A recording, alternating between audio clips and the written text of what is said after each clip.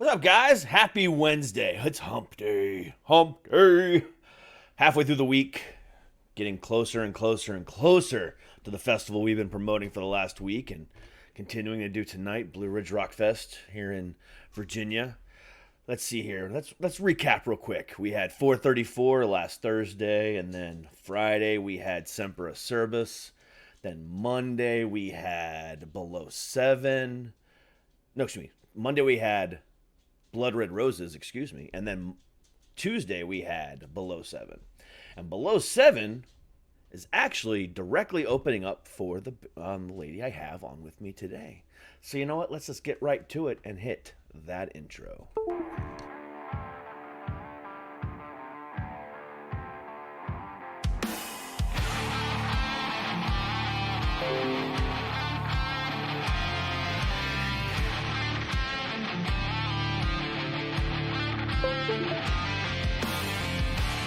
System in place to keep us in chains. By a show of hands, who else is sick and tired of the same? 1% trying to keep us small, trying to keep us from getting out. Minimizing the struggles they've caused, saying we're not working hard enough. We really should stop this fighting. Otherwise, we'll miss the fireworks. There won't be any fireworks. And here we go.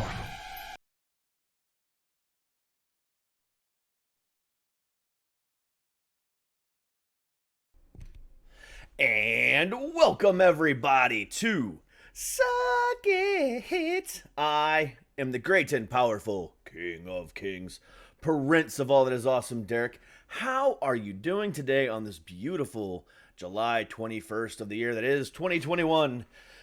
Oh, hump day, halfway through the week. Man, it's been a busy week already. And the fun is like still going on because I've still got so much to do. Thursday's going to be my busy day this week. I got 5 that day. Yeah, so I'm basically recording all of next week on Friday, on Thursday. So get ready for that because this is going to be some good stuff. Man, I am so happy and privileged to be a part of this promotional stuff for Blue Ridge.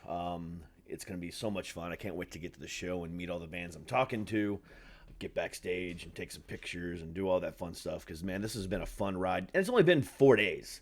Today's day number 5. And we're just getting started. So buckle up, Buster. It's happening. Because today I have a beautiful lady out of California that released her first album back in 2018 that I absolutely adore. It's called Evil Enough. And we'll talk to her about some potential new music and some other stuff. And the fact that she is headlining the Rising Star stage on Blue Ridge Day 2. All that and more with Tara Lynch. Hey, how you doing? I am wonderful. I'm so happy to be talking to you. How are you? Good. Glad to be here. Thank you. Let me just go ahead and tell you. First off, for everyone at home, her nickname is Gui-Tara. So I love that, number 1. Number 2, the first song I heard by you was Antidote. Mm-hmm. And the intro to that song, first off, made me think there wasn't going to be any lyrics because of how it was, happening. But there was lyrics because you make your guitar sing, and like you do things with a guitar that I've only heard a few other guitarists do, and you remind me a lot of the guitarist for what was I gonna say? Oh, for Dragon Force, Herman Lee. Huh. Yeah. Wow. Yeah. I mean, you have that same kind of what's the word? Again, you can make the guitar actually sing versus just playing chords and doing things, and it's really, really, really epically awesome. Well, I've been compared to a lot of folks, but never Herman, and that is a grand compliment because I think he is phenomenal. He is. So thank you. You're very That's a first, and thank you. No, it's my pleasure. Because and actually right before you and I got on, I was listening to Gui-Tara Rises. And I heard that, I heard it throughout that entire song. I'm like, man, she reminds me. Now, obviously, the whole epic, weird, stuff that he does on some of those other songs, really, really fast. I can't even count those types of beats, that's one thing. But like the way, like I said, the way you just make your guitar sing the way he does is where I'm going with it. And that song really does, it's a huge comparison there, I always like to say. Well, thank you so much. That's great to hear. Really appreciate it. My approach to playing is very much exactly that. When I write my songs, I want to use and create a melody that you can actually hum along with, not just Olympic noise, which is, showing off just for shiggles. You know what I'm saying? Like, I think that you lose the musicality in a song when it's all acrobatics and there's no melody line. So I focus very heavily on ensuring that I have written really great melodies that sing throughout the whole thing. So basically, I'm always singing either with my guitar or my voice, and most often both at the same time. So that's a great compliment. Thank you. I'm glad you heard that in my writing. Oh, absolutely. Like I said, that was like the first thing I noticed. I was like, oh, this, like I said, during Antidote, I'm like, oh, this is going to be instrumental. Cool as shit. Cause I didn't need the words. Cause I heard actual singing from the guitar, and then you started singing and I was like, oh, this is even better. But then like Gui-Tara Rises is all instrumental. So I listened to the whole thing just going, damn, this man, excuse my, my anti-feminist word here, but this chick can play. But here's the thing.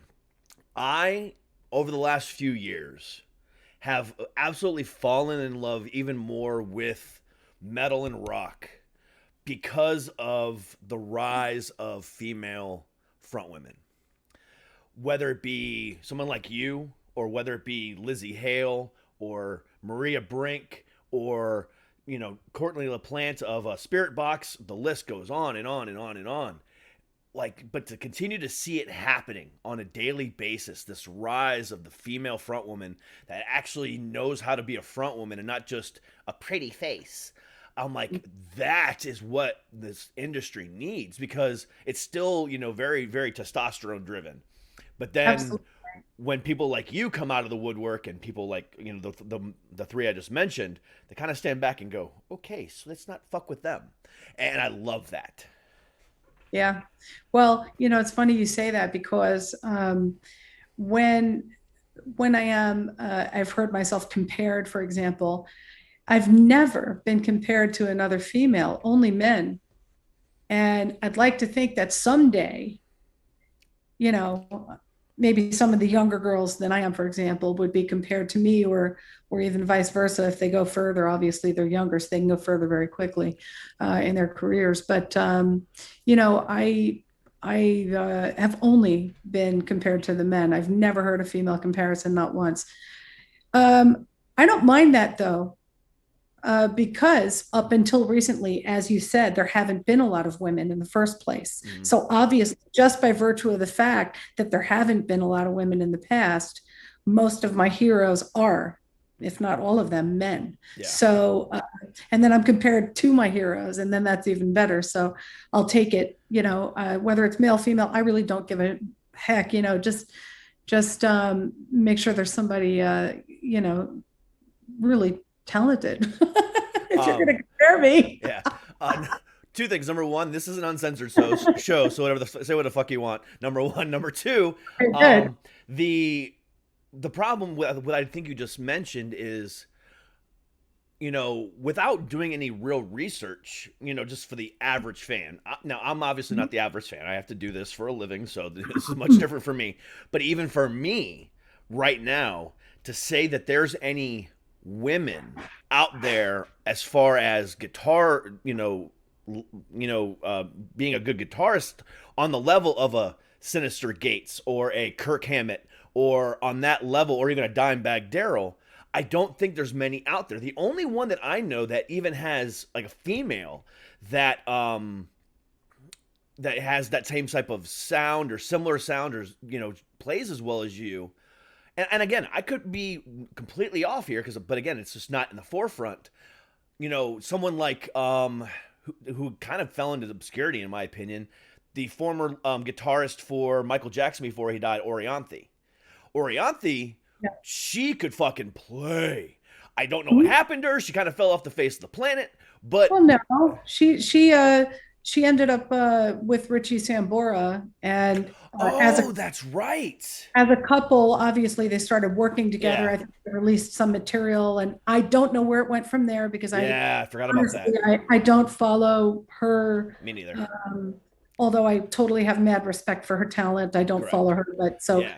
I do know that after that, she went to Alice Cooper, and then from I think Alice Cooper, then she went to Correct. or vice versa. I don't know again, I don't really Yeah. follow, but I think it was Alice Cooper then Richie, because I think she at some point she ended up with Richie Sambora, and then I don't know Correct, yeah. what happened from there. correct. And then the next person I was going to mention that was on that same level that I believe that you are at would be now currently Alice Cooper's guitarist, Nita Strauss. She's great. Oh Yeah. my God, she is fantastic. But Yeah. other than that, I can't think of Lizzie Hale is great on the guitar. Don't get me wrong, but she's not that powerful lead guitarist. No, she's got that. I can't remember his name, but he's a badass. And so it's things like that. Yeah. So exactly. But Yeah. the three of you, Orianthi and Nita Strauss, just have this boom, factor with the way you play guitar. And I think that's, a true testament to who you are. And I think, the powerful front woman thing is on its rise. But now I think with the people, like Nita Strauss and yourself, the powerful lead guitarist of a female could be on the rise. And then that comparison can finally start to happen. I'd like to see Nita sing a song. That's true. I don't think Just I've gonna ever leave that right there. No disrespect meant at all whatsoever, because she is phenomenal. But I'd like to see her sing a song while she's playing lead. Exactly. As far as I know, I might be the only one out there doing that with a vagina. Playing lead and singing. Yeah, Yeah, I can't think of another one. I can't either. Yeah, So and that's why I brought up Orianthi, because she actually put out an album that did both. So that's where that comparison came in. But Nita just does guitar, and she's just a phenomenal guitarist. So yeah, you're 100% right. Yeah, she's a great player, and she's got instrumental records too. She's great. Correct. Yeah. Absolutely. But yeah,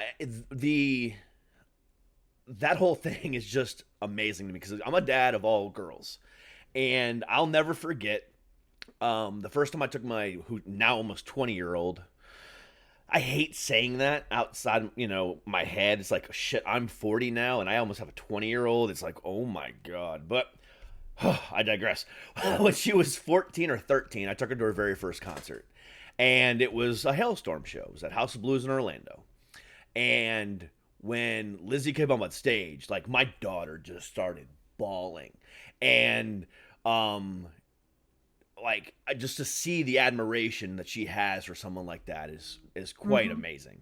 And I love being able to see that and witness that, because when I was growing up, there was no strong rock females in the 90s. I mean, none that I can on the top of my head go, with maybe the exception of what is her name? The lead singer from the Cranberries. Oh, Dolores O'Riordan. Dolores O'Riordan, yes. With the exception of Dolores O'Riordan, I can't think of anybody else that comes to mind from the 90s. 80s, I can think of a bunch, but the 90s, it kind of dropped off. And with the exception of Dolores. I mean, but even then, Dolores was rock and pop and kind of went back and forth. So not really so much rock. Yeah. I mean, with the exception of Zombie, but that's about it. Everything else was Linger and that style of stuff. Yeah. So, but other than that, it's but then it took me until the 2000s to finally start seeing this again. And again, being that rock guy that's always been in the music business in one which way, some form, being able to, share this love of this industry, with my daughters was very, very hard to do, because there was nobody that they could, see themselves in.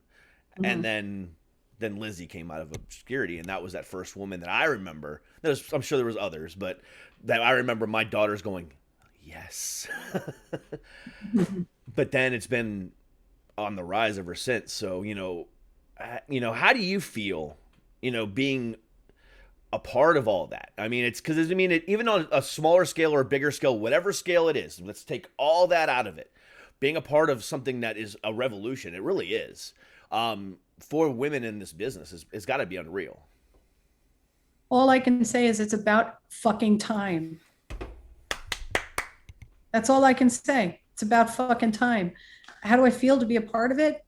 Phenomenal. And I only wish it started way long time ago. But I think part of it is also really the advent of things like YouTube, and little girls now have the ability to get a guitar for their birthday, pop up YouTube and learn just about anything from watching lessons on YouTube or whoever their favorite artist is on YouTube and just imitating it, whatever. Yeah. And, that has really given birth to a whole new generation of female players that are phenomenal.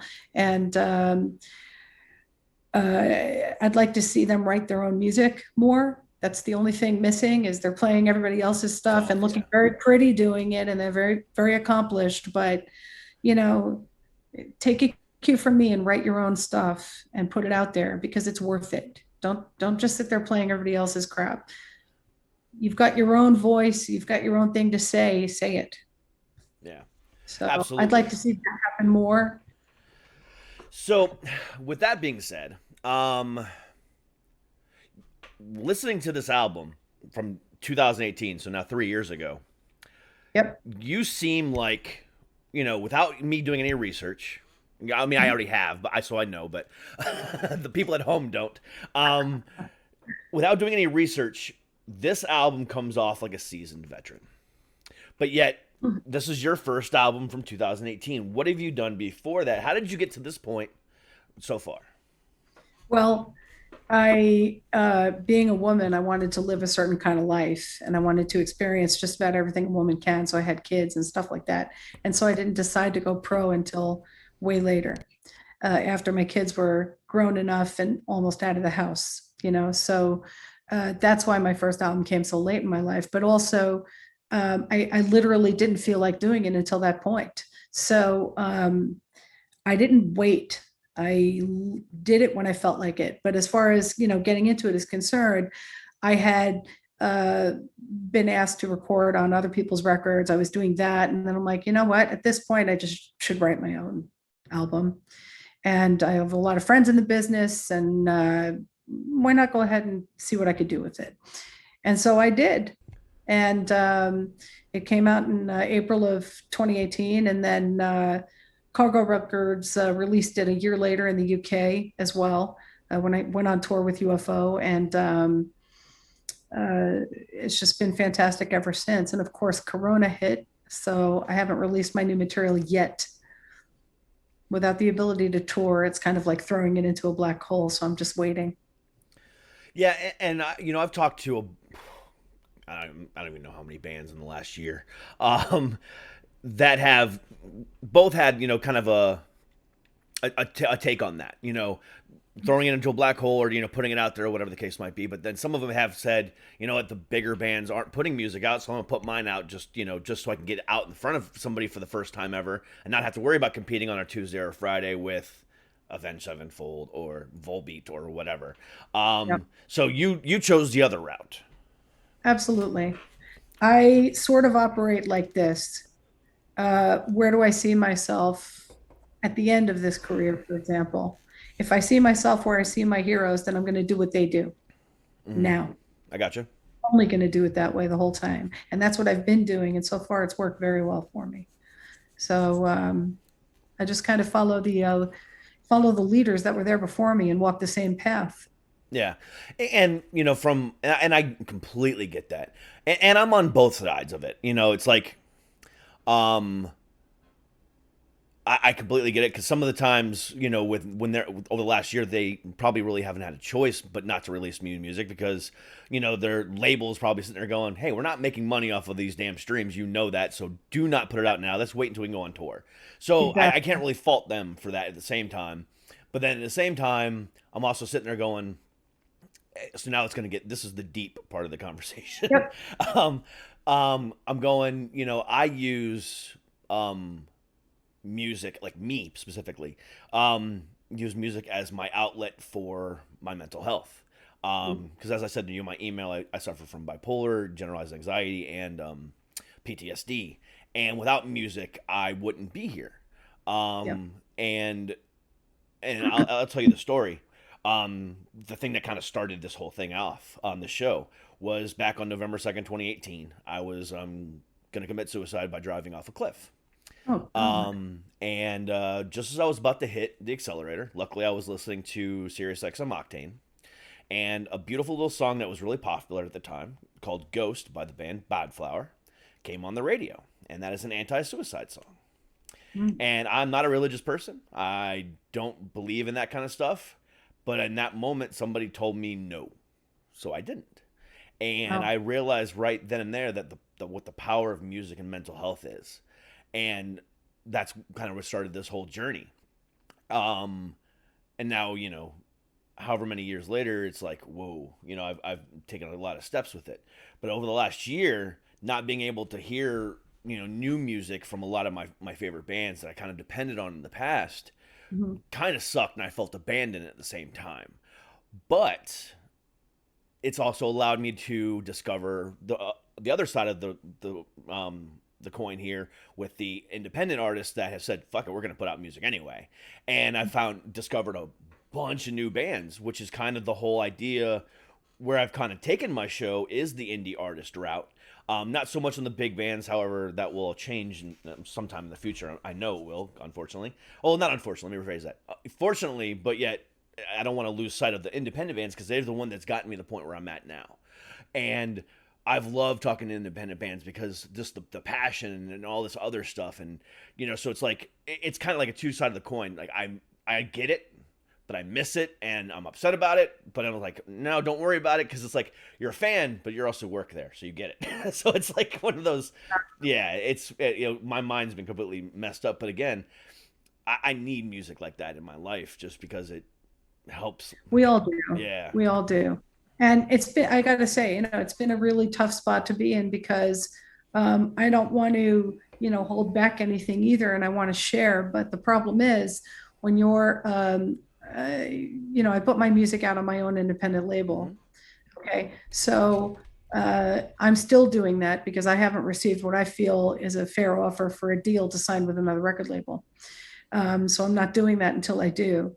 And I think I need to, rightfully yeah. And so I feel like I need to release, a couple of more things before that happens, before I'm willing to give up some control too, because that's what happens. So basically, I have to, I'm the one that has to pay for everything, obviously, if it's independent. So if I go and record and I'm the record label, I'm paying for the studio time, and I'm paying for the musicians and stuff like that. So for me to do that and then not be able to tour to recoup the costs, you understand? Yeah, no, I got you. Yeah. That's, because obviously you're right. No one makes any music on album sales anymore, or streams. Peter Frampton had 17 million streams and he made $1,500. I mean, it's absurd. So, what are you going to do about that? The only thing you can do is tour, obviously. And so without the ability to tour, it's kind of sort of just basically, handing out my work without being able to recover any cost at all whatsoever. Correct. During this time. So it just doesn't make sense financially. And as generous as I'd like to be and my ability to do that, then where's the money going to come from for touring, for example? So, if I need to be able to tour on my releases, I have to be able to release them first and then do that. And then I recover the cost, and then I can put out more material, et cetera. That's the cycle we go through. Yeah. So as far as the record labels are concerned, it also depends, by the way, on your popularity. It really does.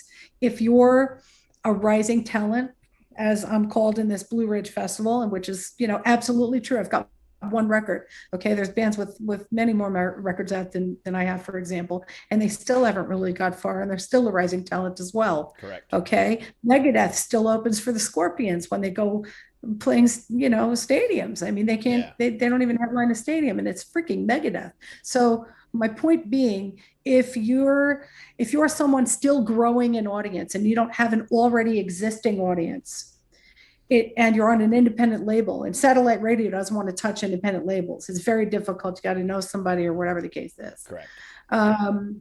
So it's rare when that happens. It does, but it's rare. Then you're basically putting it out there for who?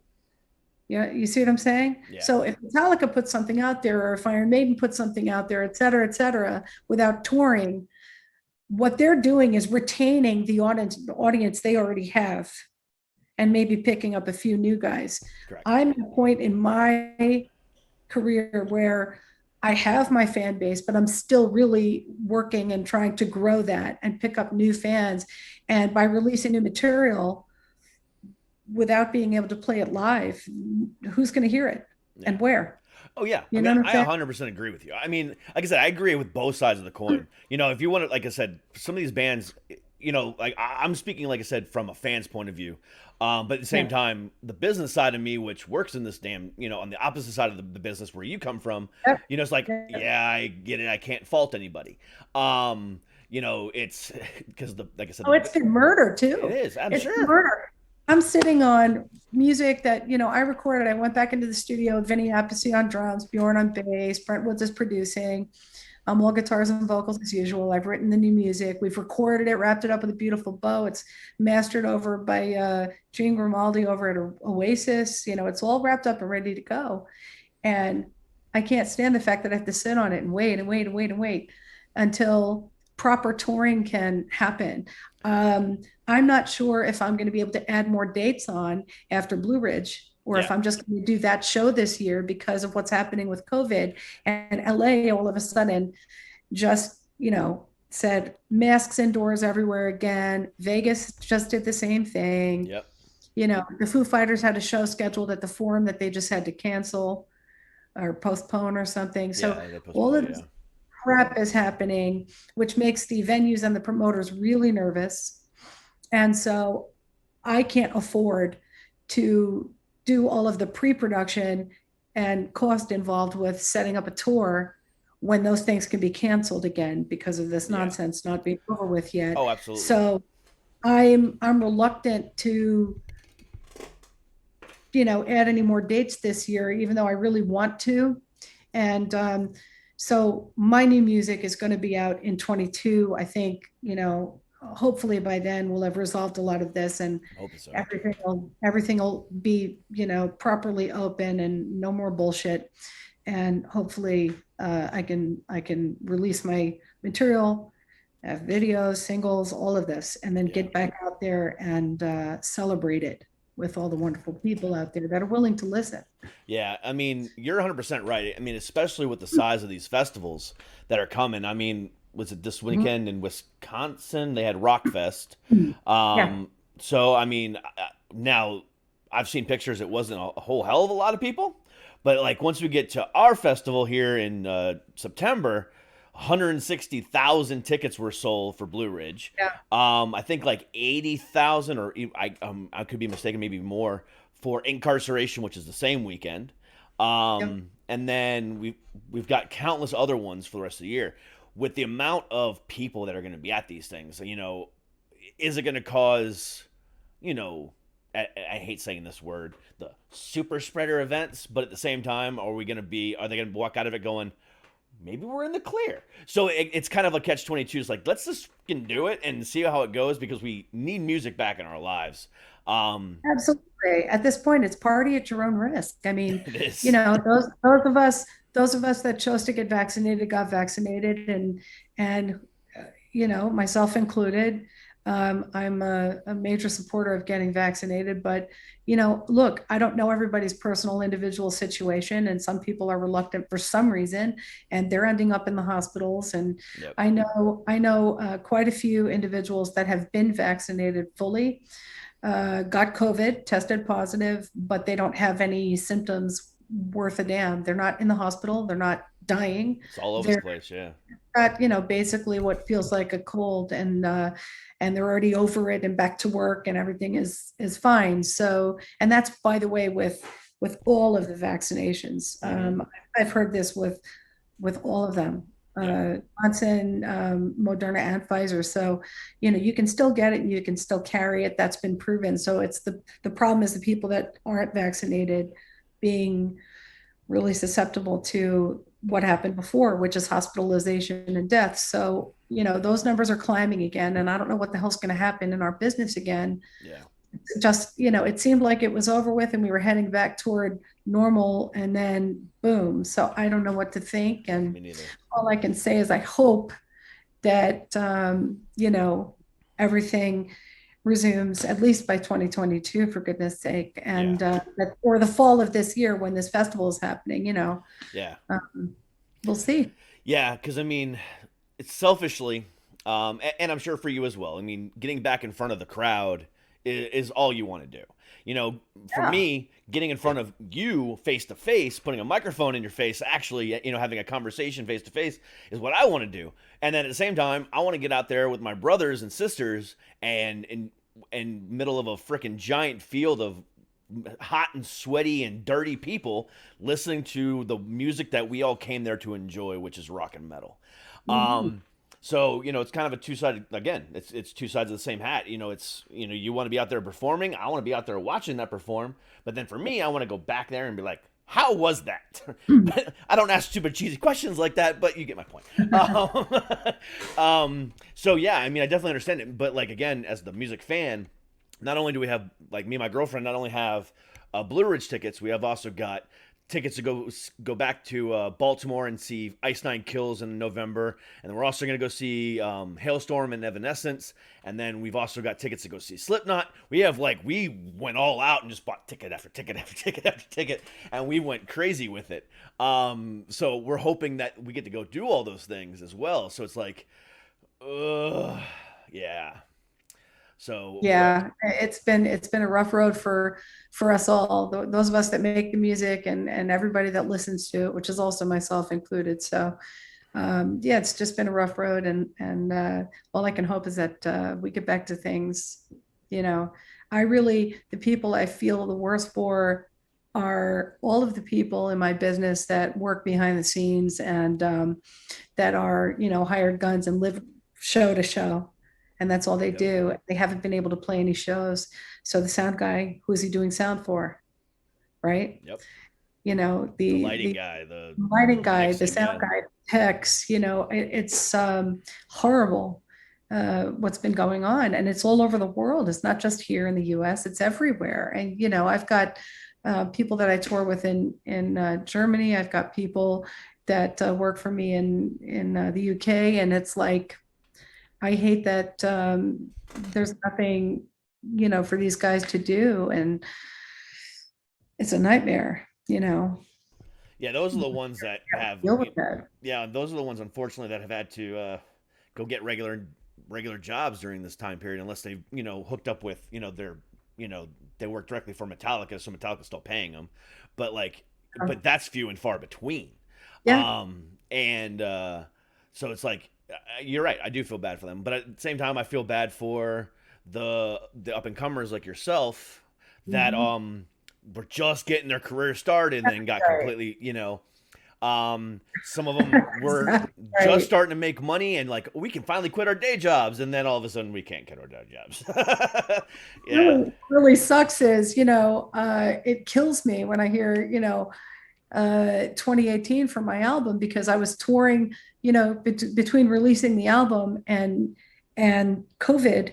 I was touring on that record still steadily up until February of 2020, and then everything closed in March. Yep. And everything got canceled for the rest of the year.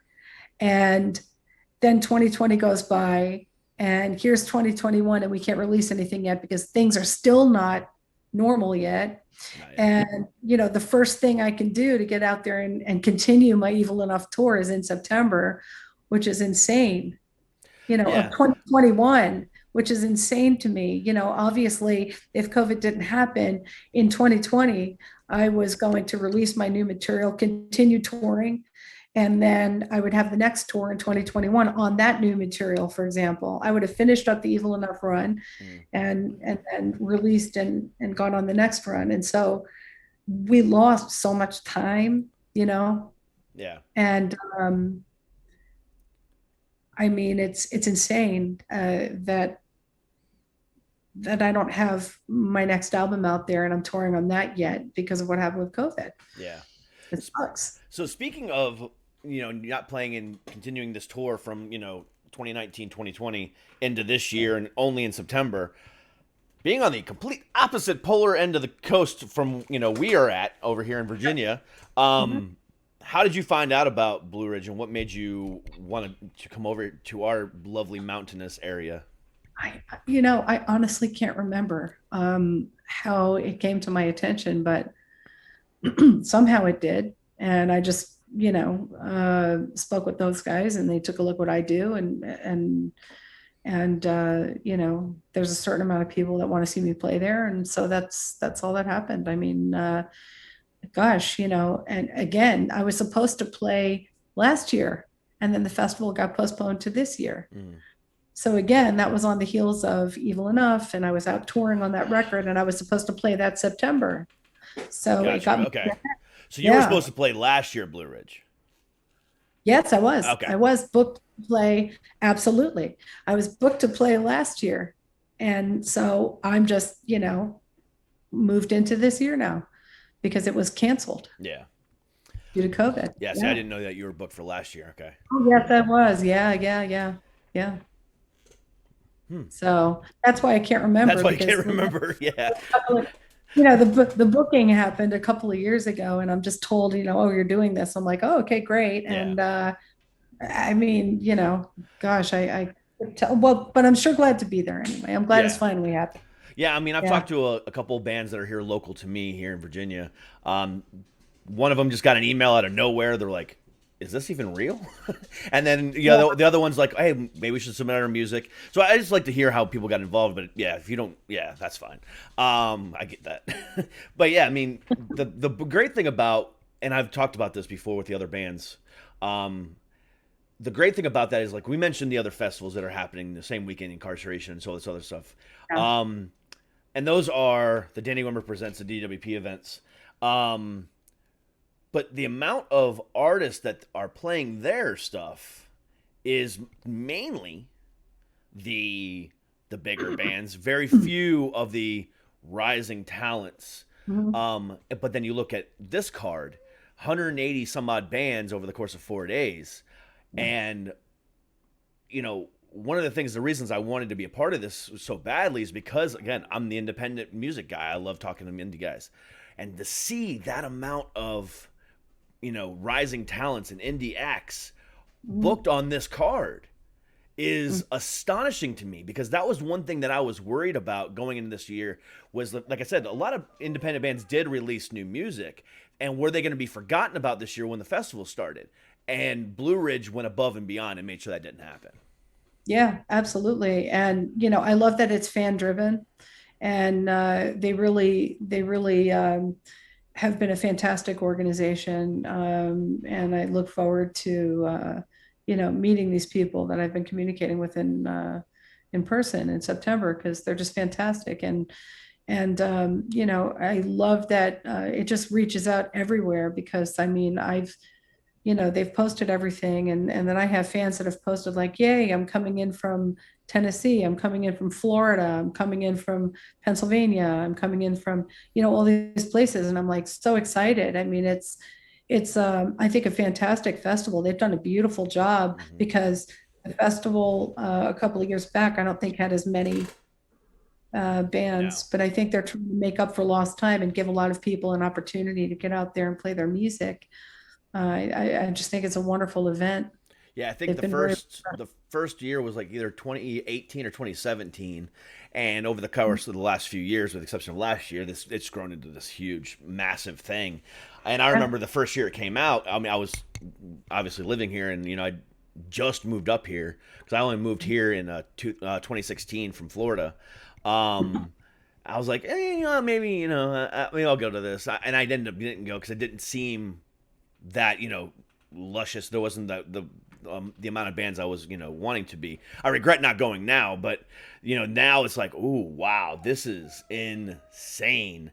And in my opinion, to see that they, as an independent rock festival, have outdone themselves with the biggest festival promoter in America and done a better job. I'm sorry, DWP, but y'all dropped the ball on this one.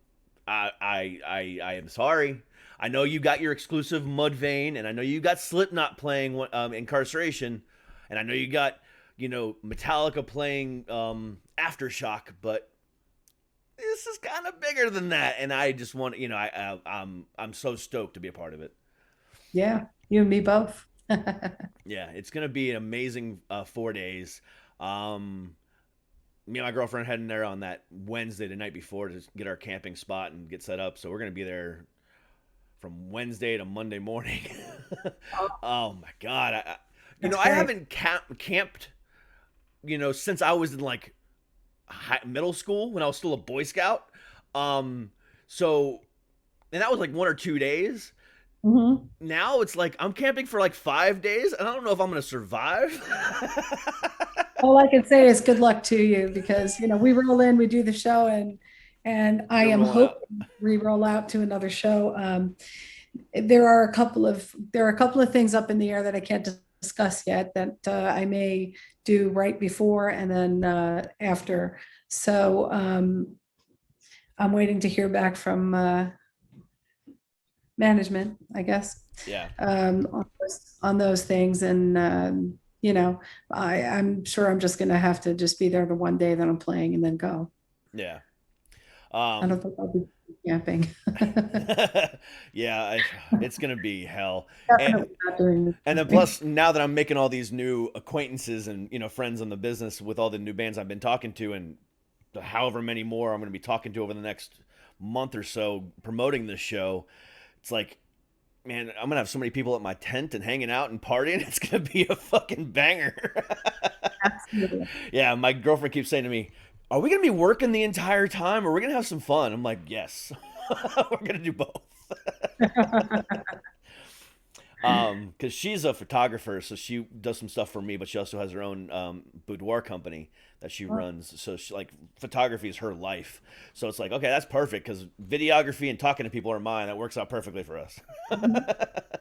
But no, in all seriousness, Tara, you, like I said, I mean, you are one hell of a guitarist, a hell of a performer.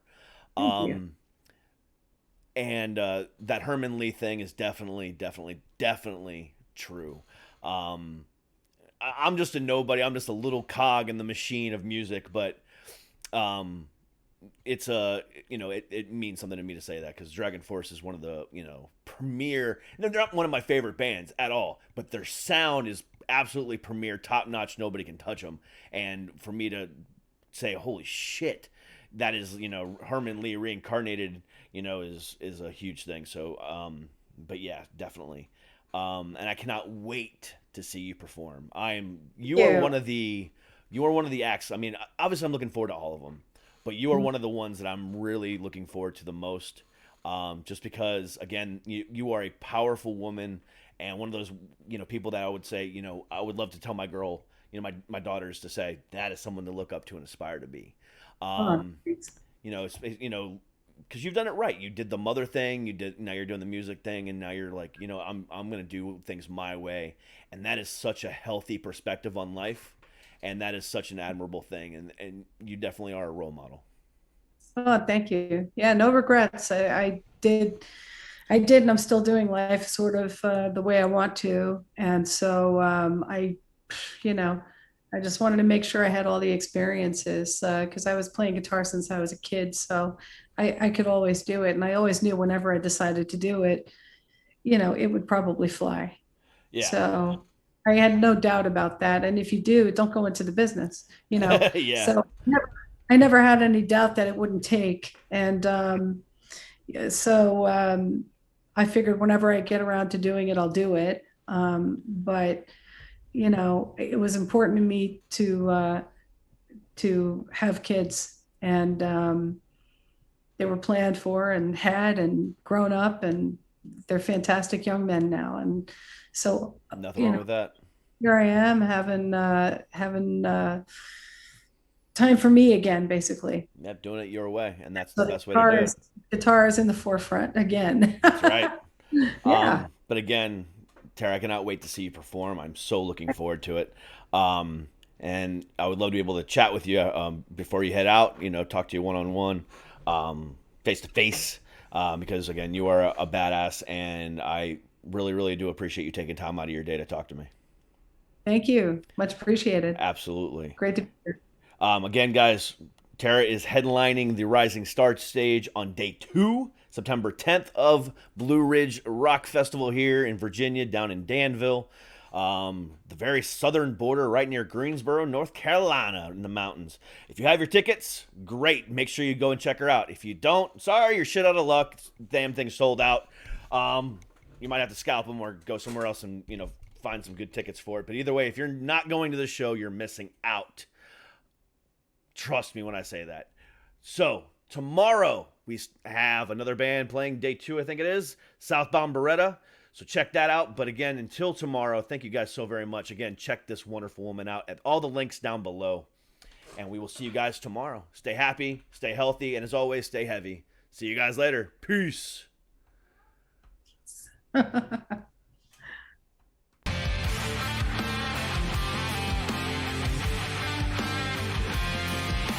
Sure. Thanks. Great. Awesome. All right. I'll definitely come see you. I'm going to make my rounds there and make sure I see everybody.